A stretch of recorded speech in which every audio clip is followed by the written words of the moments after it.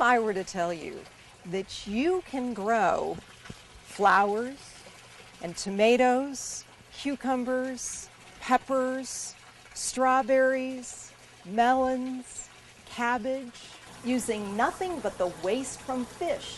And those fish can be delicious tilapia, bluegill, perch, catfish. So you can actually go from this to this in under an hour.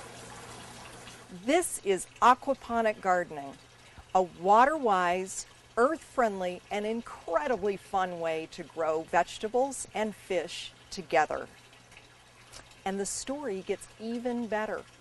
In aquaponics, there's no weeds, there's no backbreaking labor, and I'm growing right at waist height.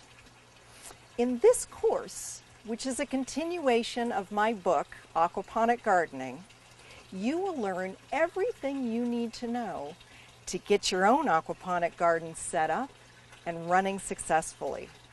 Let's get started.